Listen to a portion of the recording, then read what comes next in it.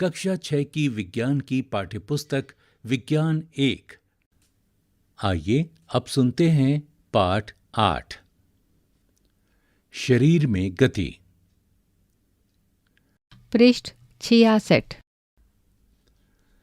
बिल्कुल शांत होकर बैठिए तथा अपने शरीर में होने वाली गतियों का अनुभव कीजिए। आप समय समय पर अपनी पलकें तो झपकाते ही होंगे। श्वास लेते समय अपने शरीर में होने वाली गतियों का प्रेक्षण कीजिए। हमारे शरीर में स्वतः ही अनेक गतियां निरंतर होती रहती हैं। जब आप अपनी नोटबुक में लिखते हैं तब आपके शरीर का कौन सा भाग गति करता है? जब आप मुड़कर अपने मित्र को देखते हैं तब शरीर का कौन सा भाग गति करता है? इन सभी उदाहरणों में आपके उसी स्थान पर रहते हुए भी आपके शरीर का कोई न कोई भाग गति करता है। आप एक स्थान से दूसरे स्थान पर जाते हैं। आप उठकर अपने अध्यापक के पास जाते हैं, कक्षा के बाद विद्यालय के मैदान में जाते हैं अथवा विद्यालय के बाद अपने घर जाते हैं। तो इस स्थिति में आप एक स्थान से दूसरे स्थान तक वास्तव में चलकर जाते हैं।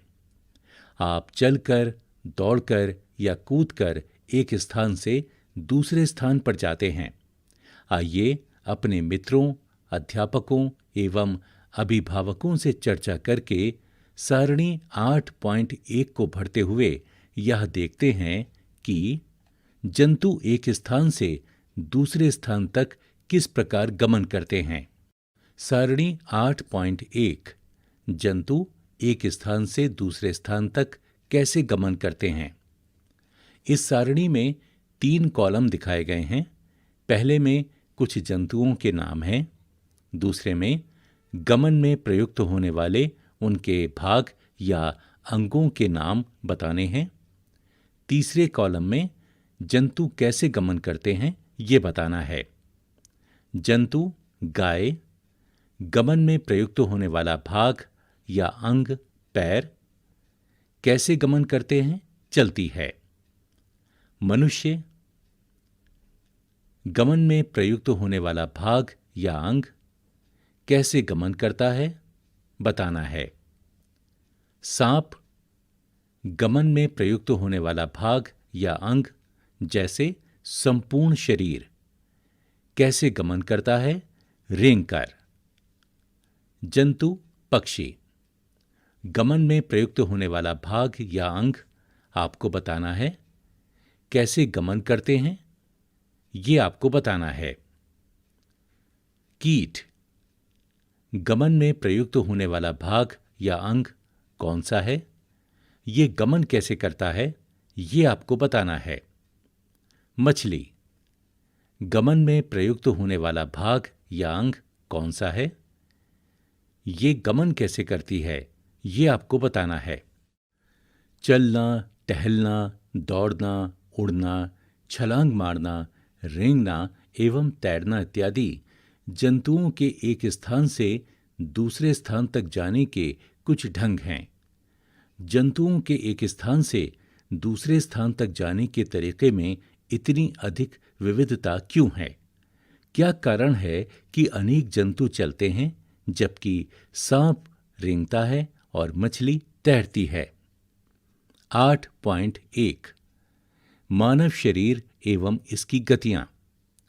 जंतुओं की विविध गतियों पर ध्यान देने से पूर्व आइए अपने शरीर की कुछ गतियों को ध्यानपूर्वक देखें। क्या आपको विद्यालय में शारीरिक व्यायाम करते समय आनंद आता है? विद्यालय में शारीरिक व्यायाम करते समय आपके हाथ एवं पैर किस प्रकार गति करते हैं?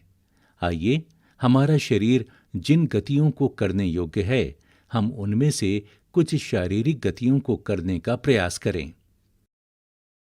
पृष्ठ 67। एक काल्पनिक विकेट पर काल्पनिक गेंद फेंकने का प्रयास कीजिए। आप अपना हाथ किस प्रकार घुमाते हैं?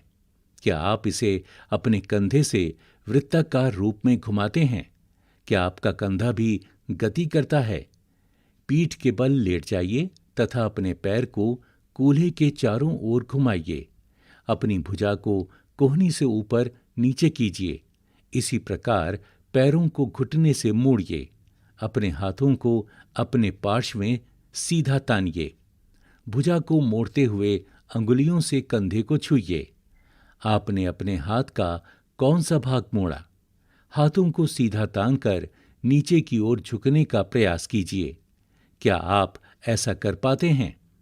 अपने शरीर के विभिन्न हिस्सों से गति करने का प्रयास कीजिए एवं प्रेक्षणों को सारणी 8.2 में नोट कीजिए। सारणी 8.2 में हमारे शरीर में होने वाली गतियों को दर्शाया गया है। यहाँ कुछ कॉलम हैं, जिसमें पहले कॉलम में दिया है शरीर का भाग। आपको बताना है कि वो पूर्णतः घूमता है, अंशतः घूमता या मुड़ता है, झुकता है, उठता है या गति बिल्कुल नहीं करता। शरीर का भाग जैसे गर्दन पूर्णतः घूमता है, अंशतः घूमता या मुड़ता है, झुकता है, उठता है, गति बिल्कुल नहीं करता। ऐसे ही आपको बताना है अन्य भागों के बारे में भी, जैसे कलाई, अंगुलियां, घुटने, एड़ी, पादांगुली, पीठ, सिर, कोहनी, भुजा। क्या कारण है कि हम अपने शरीर के कुछ अंगों को तो स्वतंत्र रूप से किसी भी दिशा में घुमा सकते हैं, जबकि कुछ अंगों को केवल एक ही दिशा में घुमा सकते हैं? हम अपने शरीर के कुछ भागों को घुमाने में असमर्थ क्यों रहते हैं? क्रियाकलाप 1। एक पैमाने को अपने हाथ पर चित्र संख्या 8.1 में दर्शाई गई स्थिति में रखिए, जिससे आपकी कोहनी पैमाने के मध्य में रहे। चित्र संख्या 8.1 में एक बच्चे को दर्शाया गया है, जिसमें उसने अपनी एक बाह में नीचे की ओर एक लकड़ी के पट्टे को रस्सी से बांधा हुआ है। अपने मित्र से पैमाने तथा हाथ को एक साथ बांधने के लिए कहिए। अब अपनी कोहनी को मोड़ने का प्रयास कीजिए। क्या आप इसे मोड़ पाते हैं? पृष्ठ 68। क्या आपने ध्यान दिया है कि हम शरीर के विभिन्न भागों को उसी स्थान से मोड़ अथवा घुमा पाते हैं जहां पर दो हिस्से एक दूसरे से जुड़े हों? उदाहरण के लिए कोहनी, कंधा अथवा गर्दन। क्या आप ऐसे कुछ अन्य भागों के नाम बता सकते हैं? इन स्थानों को संधि कहते हैं। यदि हमारे शरीर में कोई संधि नहीं होती तो आपके विचार में क्या हमारे लिए किसी भी प्रकार की गति करना संभव होता? वास्तव में इन संधियों को कौन सी वस्तु परस्पर बांधती है? अपनी अंगुली द्वारा अपने सिर, चेहरे, गर्दन, नाक, कान, कंधे के पीछे, हाथ, पैर, अंगुली एवं पादांगुलियों को दबाइए। क्या आपको ऐसा अनुभव हुआ कि आपकी अंगुली किसी कठोर वस्तु को दबा रही है? ये कठोर संरचनाएं अस्थियां हैं। अपने शरीर के अन्य भागों में इस प्रक्रिया को दोहराइए। इतनी सारी अस्थियां। जब अस्थियों को नहीं मोड़ा जा सकता, तब हम अपनी कोहनी को कैसे मोड़ लेते हैं? हाथ के ऊपरी हिस्से से लेकर कलाई तक एक ही लंबी अस्थि नहीं होती। वास्तव में अनेक अस्थियां कोहनी तक जुड़ी रहती हैं। इसी प्रकार हमारे शरीर के प्रत्येक हिस्से में अनेक अस्थियां हैं। हम अपने शरीर को कैसे उसी स्थान पर हिला या झुका नहीं सकते जहां ये अस्थियां एक दूसरे से मिलती हैं। विभिन्न गतिविधियों एवं विभिन्न प्रकार की गतियों के लिए हमारे शरीर में अनेक प्रकार की संधियां होती हैं। आइए उनमें से कुछ के बारे में जानें। कंदुकखल्लिका संधि। क्रियाकलाप 2। कागज की एक पट्टी को एक बेलन यानी सिलेंडर के रूप में मोड़िए। रबड़ अथवा प्लास्टिक की एक पुरानी गेंद में एक छेद करके किसी के निरीक्षण में उसमें मोड़े हुए कागज के बेलन को डालिए, जैसा कि चित्र संख्या 8.2 में दर्शाया गया है। आप कागज के बेलन को गेंद पर भी चिपका सकते हैं। गेंद को एक छोटी कटोरी में रखकर चारों ओर घुमाने का प्रयास कीजिए। क्या गेंद कटोरी में स्वतंत्र रूप से घूमती है? क्या कागज का बेलन भी घूमता है? चित्र संख्या 8.2 में कंदुक खलिका संधि बनाना बताया गया है, जिसमें एक कटोरी में गेंद और ऊपर कागज का बेलन रखा गया है। अब कल्पना कीजिए कि कागज का बेलन आपका हाथ है तथा गेंद इसका एक सिरा है। कटोरी कंधे के उस भाग के समान है जिससे आपका हाथ जुड़ा है। एक अस्थि का गेंद वाला गोल हिस्सा दूसरी अस्थि की कटोरी रूपी गुहिका में धंसा हुआ है। चित्र संख्या 8.3 में इसे दर्शाया गया है। इस प्रकार की संधि सभी दिशाओं में गति प्रदान करती है।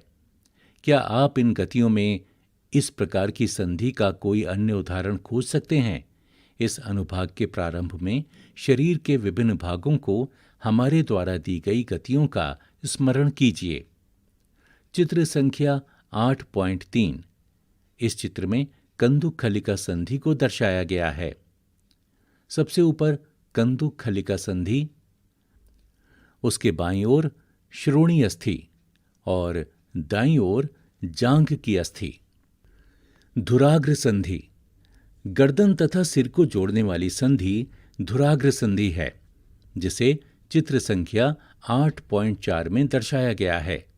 इसके द्वारा सिर को आगे पीछे या दाएं एवं बाएं घुमा सकते हैं। इन गतियों को करने का प्रयास कीजिए। यह गति हमारे हाथ की उस गति से किस प्रकार भिन्न है जिसमें कंदुक खलिका संधि द्वारा हाथ को पूर्णतः वृत्ताकार रूप में घुमा सकते हैं। धुराग्र संधि में बेलनाकार अस्थि एक छल्ले में घूमती है।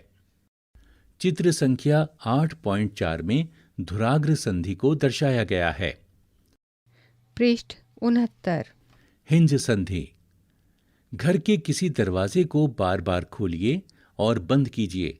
इसके कब्जों को ध्यानपूर्वक देखिए। यह दरवाजे को आगे और पीछे की ओर खुलने देता है। क्रियाकलाप 3। आइए कब्जे की गति के प्रकार को देखें।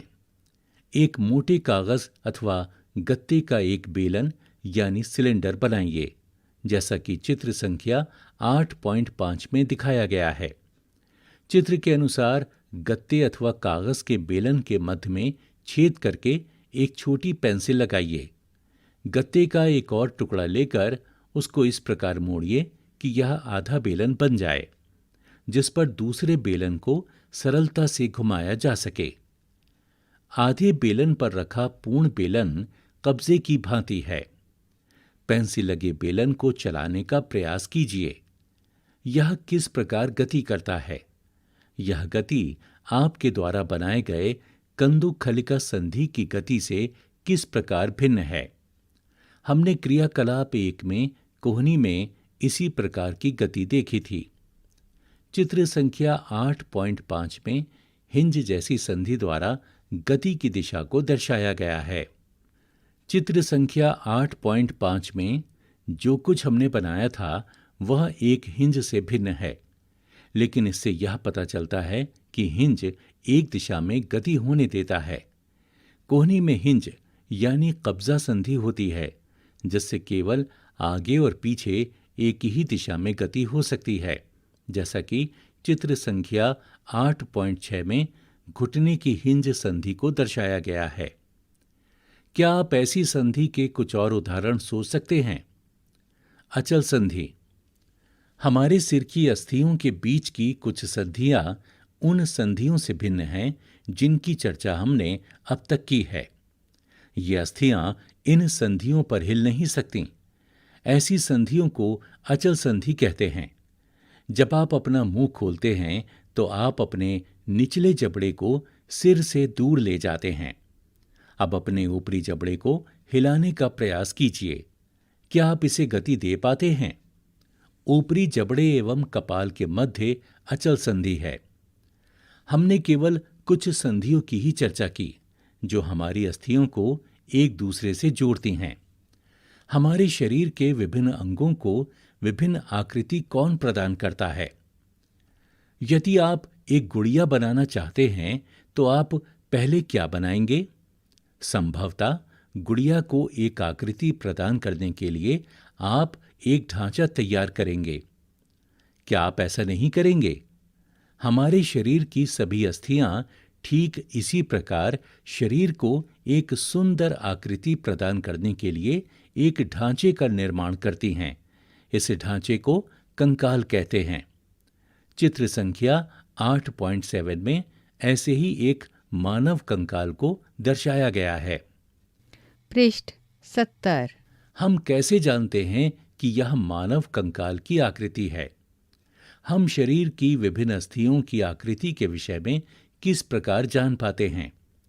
शरीर के कुछ अंगों में मौजूद अस्थियों और उनकी संख्या तथा आकृति के बारे में हमें तब पता चलता है जब हम उनका अनुभव करते हैं। एक्सरे चित्र में हमें शरीर की सभी कठोर अस्थियों की आकृति का पता चलता है। क्या कभी आपका अथवा आपके परिवार के किसी सदस्य का एक्सरे हुआ है? कई बार चोट लगने पर चिकित्सक एक्सरे करवाते हैं, जिससे उन्हें अस्थियों को हुई संभावित क्षति के विषय में जानकारी प्राप्त होती है। एक्सरे चित्र से हमें शरीर की अस्थियों की आकृति का पता चलता है। अपने हाथ के अग्र एवं ऊपरी भाग तथा पैर के निचले एवं ऊपरी भाग की अस्थियों का अनुभव कीजिए। प्रत्येक अंग की अस्थियों की संख्या का पता लगाएं। अपने घुटने और कोहनी की अस्थियों का ठीक इसी प्रकार अनुभव करें और एक्सरे चित्र से तुलना कर प्रत्येक भाग में अस्थियों की संख्या ज्ञात कीजिए। यहाँ चित्र संख्या 8.8 में टखने एवं घुटने की संधियों के एक्सरे के चित्र दिए गए हैं। अपनी उंगलियों को मोड़िए। क्या आप उन्हें प्रत्येक संधि स्थल पर मोड़ सकते हैं? आपकी मध्यमा में कितनी अस्थियां हैं? अपनी हथेली के पिछले भाग का स्पर्श करके अनुभव कीजिए।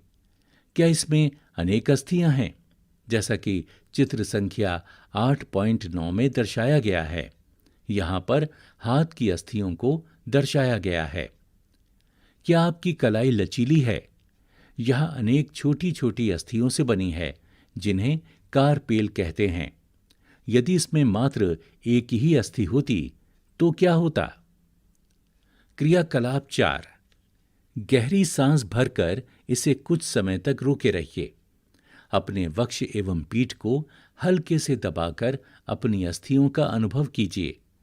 जितनी पसलियों यानी वक्ष की अस्थियां को आप गिन सकते हैं, गिन लीजिए। चित्र संख्या 8.10 को ध्यान से देखिए और वक्ष की अस्थियों की तुलना अपने उपयुक्त अनुभव से कीजिए। हम देखते हैं कि पसलियां विशेष रूप से मुड़ी हुई हैं। वे वक्ष की अस्थि एवं मेरुदंड से जुड़कर एक बक्से की रचना करती हैं। इस शंकु रूपी बक्से को पसली पिंजर कहते हैं। वक्ष के दोनों तरफ 12 पसलियां होती हैं। हमारे शरीर के कुछ महत्वपूर्ण अंग इसमें सुरक्षित रहते हैं। पृष्ठ 71। चित्र संख्या 8.10 में पसली पिंजर को दर्शाया गया है। अपने कुछ मित्रों को बिना घुटने मोड़े झुककर अपने पांव की उंगलियां छूने को कहिए। क्या यह चिकनी, समतल अथवा अखंड है? अपनी उंगलियों को अपने मित्र की गर्दन से प्रारंभ करके उसकी पीठ पर नीचे की ओर लाइए। आपके द्वारा अनुभव की गई संरचना मेरुदंड है। यह अनेक छोटी छोटी अस्थियों से बना है, जिसे कशेरुका कहते हैं। मेरुदंड 33 कशेरुकाओं का बना होता है। चित्र संख्या 8.11 में ऐसी ही एक मेरुदंड को दर्शाया गया है। पसली पिंजर भी वक्ष क्षेत्र की इन अस्थियों से जुड़ा होता है। यदि मेरुदंड केवल एक ही अस्थि का बना होता तो क्या आपका मित्र इस प्रकार नीचे झुक सकता था? अपने मित्र को खड़े होकर हाथों से किसी दीवार को धक्का लगाने के लिए कहिए। उससे कहिए कि वो अपने हाथों से दीवार पर धक्का लगाने का प्रयास करें। क्या आपको उसके कंधों के समीप दो उभरी हुई अस्थियां दिखाई देती हैं? इन्हें कंधे की अस्थियां कहते हैं। चित्र संख्या 8.12 में ऐसे ही कंधे की अस्थियों को दर्शाया गया है। चित्र संख्या 8.13 को ध्यानपूर्वक देखिए। यह संरचना श्रोणि अस्थियां हैं। यह बॉक्स के समान एक ऐसी संरचना बनाती हैं जो आपके आमाशय के नीचे पाए जाने वाले विभिन्न अंगों की रक्षा करता है। यह कूले वाला वह हिस्सा है जिसके सहारे आप बैठते हैं। चित्र संख्या 8.13। इस चित्र में श्रोणि अस्थियों को दर्शाया गया है। आपकी खोपड़ी अनेक अस्थियों के एक दूसरे से जुड़ने से बनी है। जैसा कि चित्र संख्या 8.14 में एक मानव खोपड़ी को दर्शाया गया है। यह हमारे शरीर के अति महत्वपूर्ण अंग यानी मस्तिष्क को परिबद्ध करके उसकी सुरक्षा करती है। हमने अपने कंकाल की बहुत सी अस्थियों तथा संधियों के बारे में चर्चा की। कंकाल के कुछ अतिरिक्त अंग भी हैं जो हड्डियों जितने कठोर नहीं होते हैं और जिन्हें मोड़ा जा सकता है। उन्हें उपास्थि कहते हैं। पृष्ठ 72।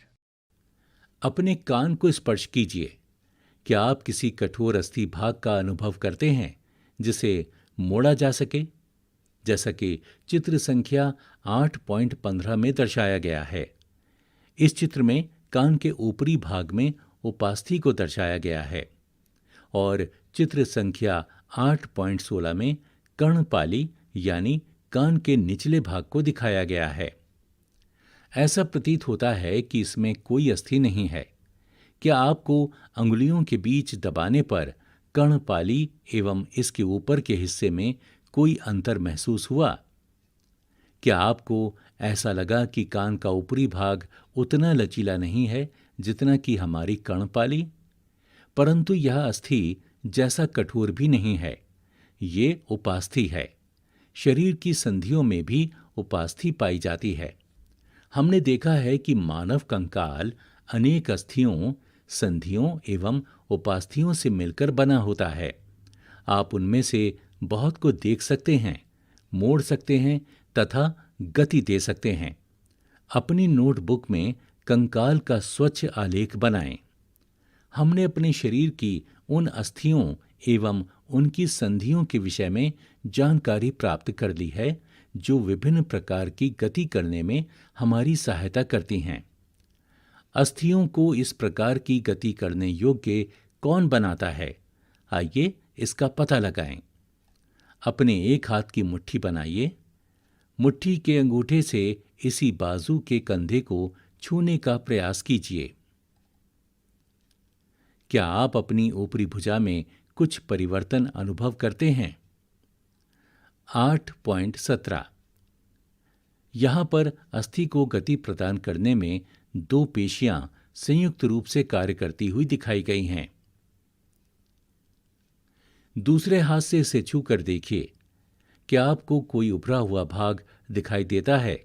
इसे पेशी कहते हैं। संकुचित यानी लंबाई में कमी होने के कारण पेशियां उभर आती हैं। अब आप अपने हाथ को पुनः सामान्य स्थिति में लाइए। पेशियों का क्या होता है? क्या यह अभी भी संकुचित अवस्था में है? चलते अथवा भागते समय आप अपने पैरों की पेशियों में भी इसी प्रकार का संकुचन देख सकते हैं। संकुचन की अवस्था में पेशी छोटी, कठोर एवं मोटी हो जाती है। यह अस्थि को खींचती है। किसी अस्थि को गति प्रदान करने के लिए दो पेशियों को संयुक्त रूप से कार्य करना होता है। जब दो पेशियों में से कोई एक सिकुड़ती है तो अस्थि उस दिशा में खिंच जाती है। युगल की दूसरी पेशी शिथिल यानी लंबाई में बढ़कर पतली हो जाती है, अवस्था में आ जाती है। अस्थि को विपरीत दिशा में गति करने के लिए अब शिथिल पेशी सिकुड़कर अस्थि को अपनी पूर्व स्थिति में खींचती है, जबकि पहली पेशी अब शिथिल हो जाती है।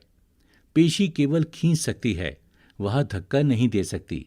अतः एक अस्थि को गति देने के लिए दो पेशियों को संयुक्त रूप से कार्य करना होता है। चित्र संख्या 8.17 में ऐसी ही अस्थियों को दर्शाया गया है। पृष्ठ 73। क्या गति के लिए हमेशा अस्थियों एवं पेशियों की आवश्यकता होती है? दूसरे जंतु किस प्रकार चलते हैं? क्या सभी जंतुओं में अस्थियां पाई जाती हैं? केचुए अथवा घोंघे में क्या होता है? आइए कुछ जंतुओं की गतियों का अध्ययन करते हैं। 8.2 जंतुओं की चाल। केंचुआ। क्रियाकलाप 5। बगीचे में चलते हुए एक केंचुए का निरीक्षण कीजिए। इसे पकड़कर एक स्याही सोख यानी फिल्टर पेपर पर रखिए। इसकी गति का प्रेक्षण कीजिए, जैसा कि चित्र संख्या 8.18 में दर्शाया गया है। इसके पश्चात केंचुए को एक कांच की पट्टी यानी टुकड़े, टाइल अथवा किसी चिकनी सतह पर रखिए तथा इसकी गति का प्रेक्षण कीजिए। क्या यह गति पेपर पर केंचुए की गति से भिन्न है? ऊपर की दो सतहों में से किस पर केंचुआ आसानी से चल सकता है? चित्र संख्या 8.18 में केंचुए की गतियों को दर्शाया गया है। केंचुए का शरीर एक सिरे को दूसरे से सटाकर रखे गए अनेक छल्लों से बना प्रतीत होता है। केंचुए के शरीर में अस्थियां नहीं होती, परंतु इसमें पेशियां होती हैं जो इसके शरीर के घटने और बढ़ने में सहायता करती हैं। चलने के दौरान केंचुआ अपने शरीर के पश्च भाग को भूमि में जकड़े रहता है तथा अग्रभाग को फैलाता है। इसके बाद वो अग्रभाग से भूमि को पकड़ता है तथा पश्च भाग को स्वतंत्र कर देता है। इसके पश्चात यह शरीर को संकुचित करता है तथा पश्च भाग को आगे की ओर खींचता है। इससे वह कुछ दूरी तक आगे बढ़ता है। केंचुआ इस प्रक्रिया को बार बार दोहराते हुए मिट्टी पर आगे बढ़ता है। इसके शरीर में चिकने पदार्थ होते हैं जो इसे चलने में सहायता करते हैं। यह अपने शरीर के हिस्से को जमीन से किस प्रकार टिकाता है? इसके शरीर में छोटे छोटे अनेक शूक यानी बाल जैसी आकृति होती हैं। ये शूक पेशियों से जुड़े होते हैं। ये शूक मिट्टी में उसकी पकड़ को मजबूत बनाते हैं। केंचुआ वास्तव में अपने रास्ते में आने वाली मिट्टी को खाता है। उसका शरीर अनपचे पदार्थ को बाहर निकाल देता है। केंचुए द्वारा किया गया यह कार्य मिट्टी को उपजाऊ बना देता है, जिससे पौधों को फायदा होता है। घोंघा। क्रियाकलाप 6। किसी बगीचे में एक घोंघे का अवलोकन कीजिए। क्या आपने इसकी पीठ पर गोल संरचना देखी है? चित्र संख्या 8.19 में एक घोंघे को दर्शाया गया है। इसे कवच कहते हैं और ये घोंघे का बाह्य कंकाल है, परंतु यह अस्थियों का बना नहीं होता। यह कवच एकल एकक होता है और यह घोंघे को चलने में कोई सहायता नहीं करता। यह घोंघे के साथ खींचता जाता है। घोंघे को कांच की पट्टिका पर रखकर इसका प्रेक्षण कीजिए। जब ये चलना प्रारंभ करे तो सावधानी से कांच की पट्टिका को अपने हाथों से अपने सिर से ऊंचा उठाकर कांच के नीचे की ओर से उसके चलने के ढंग का प्रेक्षण कीजिए। पृष्ठ 74। कवच का छेद खुलने पर आपने उससे एक मोटी मांसल संरचना एवं सिर बाहर आते देखा है। मोटी संरचना इसका पाद यानी पैर है, जो दृढ़ पेशियों का बना होता है। अब सावधानी पूर्वक कांच की प्लेट को एक ओर थोड़ा सा झुकाइए। पाद यानी पैर की लहरदार गति दिखाई देती है। क्या घोंघे की गति केंचुए की गति से तीव्र है अथवा धीमी? तिलचट्टा। क्रियाकलाप 7। किसी कॉकरोच यानी तिलचट्टा का प्रेक्षण कीजिए। चित्र संख्या 8.20 में तिलचट्टे का चित्र दर्शाया गया है। तिलचट्टा जमीन पर चलता है, दीवार पर चढ़ता है और वायु में उड़ता भी है। इनमें 3 जोड़ी पैर होते हैं जो चलने में सहायता करते हैं। इसका शरीर कठोर बाह्य कंकाल द्वारा ढका होता है। यह बाह्य कंकाल विभिन्न एककों की परस्पर संधियों द्वारा बनता है, जिसके कारण गति संभव हो पाती है। वक्ष से 2 जोड़े पंख भी जुड़े होते हैं। अगले पैर संकरे और पिछले पैर चौड़े एवं बहुत पतले होते हैं। तिलचट्टे में विशिष्ट पेशियां होती हैं। पैर की पेशियां उन्हें चलने में सहायता करती हैं। वक्ष की पेशियां तिलचट्टे के उड़ने के समय उसके परों को गति देती हैं। पक्षी। क्रियाकलाप 8। पक्षी हवा में उड़ते हैं तथा भूमि पर चलते हैं। बत्तख तथा हंस जैसे कुछ पक्षी जल में तैरते भी हैं। पक्षी इसीलिए उड़ पाते हैं क्योंकि उनका शरीर उड़ने के लिए अनुकूलित होता है। उनकी अस्थियों में वायु प्रकोष्ठ होते हैं, जिनके कारण उनकी अस्थियां हल्की परंतु मजबूत होती हैं। पश्चपात यानी पैरों की अस्थियां चलने एवं बैठने के लिए अनुकूलित होती हैं। अग्रपाद की अस्थियां रूपांतरित होकर पक्षी के पंख बनाती हैं। कंधे की अस्थियां मजबूत होती हैं। वक्ष की अस्थियां उड़ने वाली पेशियों को जकड़े रखने के लिए विशेष रूप से रूपांतरित होती हैं तथा पंखों को ऊपर नीचे करने में सहायक होती हैं। चित्र संख्या 8.21 में एक पक्षी के कंकाल को दर्शाया गया है। मछली। क्रियाकलाप 9। कागज की एक नाव बनाकर उसे पानी पर इस प्रकार रखिए कि उसका नुकीला भाग आगे की ओर रहे। इसे धीरे से धक्का दीजिए। चित्र संख्या 8.22 ए। इस चित्र में एक कागज की नाव को पानी के ऊपर तैराते हुए दर्शाया गया है। क्या यह जल पर आगे की ओर तेजी से जाती है? चित्र संख्या 8.22 में नाव से खेलना दिखाया गया है। पृष्ठ 75। अब नाव को दोनों सिरों से पकड़कर इस प्रकार धक्का दीजिए कि वह चौड़ी ओर से जल में जाए, जैसा कि चित्र संख्या 8.22 बी में दर्शाया गया है। क्या इस प्रकार नाव जल में सरलता से चल सकती है? क्या आपने ध्यान दिया है कि नाव की आकृति काफी सीमा तक मछली जैसी है? चित्र 8.23 में कुछ मछलियों के चित्र दिए गए हैं। मछली का सिर एवं पूंछ उसके मध्य भाग की अपेक्षा पतला एवं नुकीला होता है। शरीर की ऐसी आकृति धारा रेखीय कहलाती है। इसकी विशेष आकृति के कारण जल इधर उधर बहकर निकल जाता है और मछली जल में सरलता से तैर सकती है। मछली का कंकाल दृढ़ पेशियों से ढका रहता है। तैरने की प्रक्रिया में शरीर का अग्रभाग एक ओर मुड़ जाता है तथा पूंछ विपरीत दिशा में जाती है। मछली चित्र 8.24 के अनुसार शरीर को मोड़ती है तो तीव्रता से उसकी पूंछ दूसरी दिशा में मुड़ जाती है। इससे एक झटका सा लगता है और मछली आगे की ओर चली जाती है। इस प्रकार के क्रमिक ताल से मछली आगे की ओर तैरती रहती है।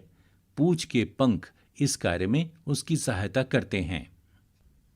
मछली के शरीर पर और भी पंख होते हैं जो तैरते समय जल में संतुलन बनाए रखने एवं दिशा निर्धारण में सहायता करते हैं। क्या आपने कभी ध्यान दिया है कि गोताखोर अपने पैरों में इन पंखों की तरह के विशेष अरित्र यानी फ्लिपर पहनते हैं जो उन्हें जल में तैरने में सहायता करते हैं। सर्प कैसे चलते हैं? क्या आपने सांप को फिसलते हुए आगे बढ़ते देखा है? क्या यह सीधा चलता है? चित्र संख्या 8.25 में ऐसे ही एक सांप को दर्शाया गया है। सर्प का मेरुदंड लंबा होता है। शरीर की पेशियां क्षीण एवं असंख्य होती हैं। वे परस्पर जुड़ी होती हैं, चाहे वे दूर ही क्यों न हों। पेशियां मेरुदंड, पसलियों एवं त्वचा को भी एक दूसरे से जोड़ती हैं। सर्प का शरीर अनेक वलय में मुड़ा होता है। इसी प्रकार सर्प का प्रत्येक वलय उसे आगे की ओर धकेलता है। इसका शरीर अनेक वलय बनाता है और प्रत्येक वलय आगे को धक्का देता है। इस कारण सर्प बहुत तेज गति से आगे की ओर चलता है, परंतु सरल रेखा में नहीं चलता। हमने विभिन्न जंतुओं को गति प्रदान करने वाली अस्थियों एवं पेशियों के विषय में जानकारी प्राप्त की। पहेली एवं बूझों के पिटारे में विभिन्न जंतुओं की गतियों से संबंधित अनेक प्रश्न हैं। इसी प्रकार आपके मस्तिष्क में अनेक प्रश्न उभर रहे होंगे। प्रसिद्ध ग्रीक दार्शनिक अरस्तु ने अपनी पुस्तक गेट ऑफ एनिमल्स में स्वयं अपने आप से ऐसे अनेक प्रश्न पूछे थे। विभिन्न जंतुओं के शरीर में विभिन्न भाग क्यों होते हैं? यह विशेष अंग उन जंतुओं की विशेष गति में किस प्रकार सहायक हैं? पृष्ठ 76। विभिन्न जंतुओं के शारीरिक अंगों में क्या समानताएं एवं विभिन्नताएं हैं? विभिन्न जंतुओं को चलने के लिए कितने अंगों की आवश्यकता होती है? मनुष्य के 2 पैर तथा गाय और भैंस के 4 पैर क्यों होते हैं? बहुत से जंतु संपादी होते हैं, क्यों?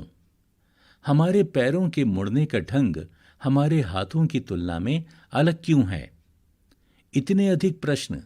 संभवतः अपने क्रियाकलापों द्वारा हमने कुछ प्रश्नों के उत्तर प्राप्त करने का प्रयास किया है।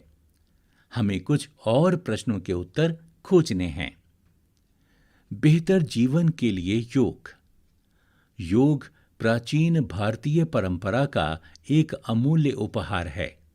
संयुक्त राष्ट्र द्वारा 21 जून को अंतर्राष्ट्रीय योग दिवस के रूप में घोषित किया गया है। योग व्यक्ति को स्वस्थ रखता है।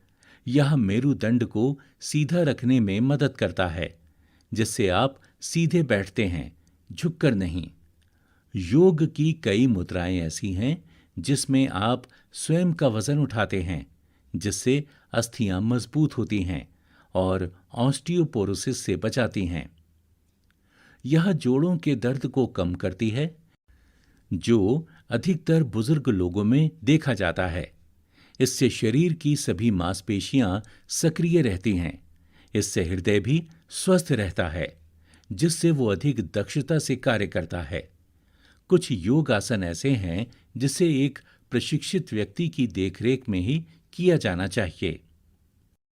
प्रमुख शब्द: मेरुदंड, कंदुकखलिका संधि, शूक, उपास्थि, गुहिका, अचल संधि, जंतुओं की चाल, हिंज संधि, पेशी, बाह्य कंकाल, श्रोणी अस्थियां, धुराग्र संधि, पसली पिंजर, कंधे की अस्थियां, कंकाल, धारा रेखीय।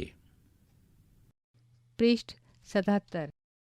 सारांश: अस्थि एवं उपास्थि मानव कंकाल बनाते हैं। यह शरीर का पिंजर बनाता है और इसे एक आकृति भी देता है। कंकाल चलने में सहायक है और आंतरिक अंगों की सुरक्षा करता है। मानव कंकाल खोपड़ी, मेरुदंड, पसलियों, वक्ष की अस्थि, कंधे एवं श्रोणी मेखला तथा हाथ एवं पांव की अस्थियों से बनता है। पेशियों के जोड़े के एकांतर क्रम में सिकुड़ने एवं फैलने से अस्थियां गति करती हैं। अस्थियों की संधियां अनेक प्रकार की होती हैं। यह उस संधि की प्रकृति एवं गति की दिशा पर निर्भर करता है। पक्षियों की दृढ़ पेशियां तथा हल्की अस्थियां मिलकर उन्हें उड़ने में सहायता करती हैं। ये पंखों को फड़फड़ा कर उड़ते हैं। मछली शरीर के दोनों ओर एकांतर क्रम में वलय बनाकर जल में तैरती है। सर्प अपने शरीर के दोनों ओर एकांतर क्रम में वलय बनाते हुए भूमि पर वलयाकार गति करता हुआ आगे की ओर फिसलता है। बहुत सारी अस्थियां एवं उससे जुड़ी पेशियां शरीर को आगे की ओर धक्का देती हैं। तिलचट्टे का शरीर एवं पैर कठोर आवरण से ढके होते हैं जो बाह्य कंकाल बनाता है।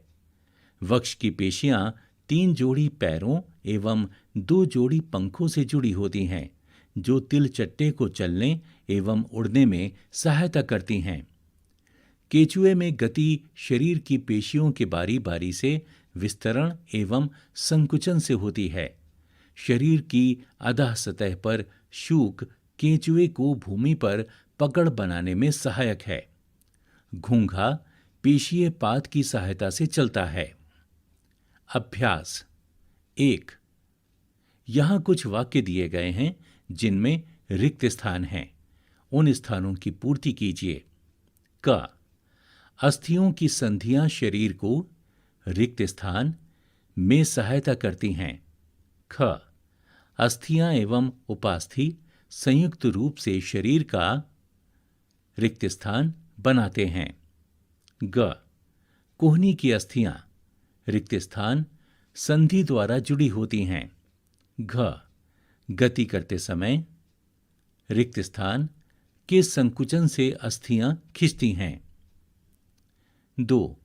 इन कथनों के आगे सत्य यानी टी तथा असत्य यानी एफ को इंगित कीजिए। क। सभी जंतुओं की गति एवं चलन बिल्कुल एक समान होता है। ख। उपास्थि अस्थि की अपेक्षा कठोर होती हैं। पृष्ठ 78। ग। अंगुलियों की अस्थियों में संधि नहीं होती। घ। अग्रभुजा में 2 अस्थियां होती हैं। ड। तिलचट्टों में बाह्य कंकाल पाया जाता है। 3। यहां एक सारणी दी गई है जिसमें 2 कॉलम हैं, कॉलम 1 और कॉलम 2। कॉलम 1 में दिए गए शब्दों का संबंध कॉलम 2 के एक अथवा अधिक कथन से जोड़िए। कॉलम 1 ऊपरी जबड़ा, मछली, पसलियां, घूंघा, तिलचट्टा। कॉलम 2 शरीर पर पंख होते हैं, बाह्य कंकाल होता है, हवा में उड़ सकता है, एक अचल संधि है, हृदय की सुरक्षा करती है, बहुत धीमी गति से चलता है, का शरीर धारा रेखीय होता है। इन प्रश्नों के उत्तर दीजिए। क। कंदुक खलिका संधि क्या है? ख। कपाल की कौन सी अस्थि गति करती है? ग। हमारी कोहनी पीछे की ओर क्यों नहीं मुड़ सकती? सोचने के लिए बातें। हमने उन गतियों की चर्चा की जिनको करने में हमारा शरीर सक्षम है। इन सभी गतियों के लिए शरीर को स्वस्थ अस्थियों, पेशियों, संधियों एवं उपास्थि की आवश्यकता होती है। हम में से कुछ लोग ऐसे विकार से पीड़ित होते हैं जिसके कारण इन गतियों को करना इतना सरल नहीं होता। अपनी कक्षा में ऐसे क्रियाकलापों का आयोजन कीजिए और ऐसे उपाय खोजने का प्रयास कीजिए जिनके द्वारा किसी एक प्रकार की गति बाधित होने पर भी व्यक्ति अपनी दिनचर्या सुचारू रूप से चला सके। उदाहरण के लिए क्रियाकलाप 1 का स्मरण कीजिए जिसमें आपने अपने हाथ पर एक पैमाना बांधकर अपनी कोहनी की गति को बाधित कर दिया था। शरीर की सामान्य गतियों को कृत्रिम रूप से बाधित करने के कुछ और तरीके सोचिए तथा ऐसे उपाय खोजिए जिनके द्वारा प्रतिदिन के क्रियाकलाप संपादित किए जा सकें। इसी के साथ 16 पाठों की इस पुस्तक का 8वां पाठ यहां समाप्त हुआ।